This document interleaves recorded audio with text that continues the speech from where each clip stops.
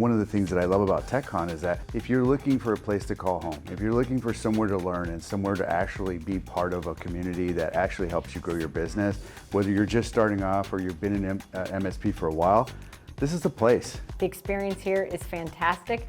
The outcomes is a lot of great learning and conversations with all of the people in the room, not just in the presentations, but at the tables and in the hallways and networking. One of the big equations that I talked about as a former teacher is customer success equals customer experience plus customer outcomes.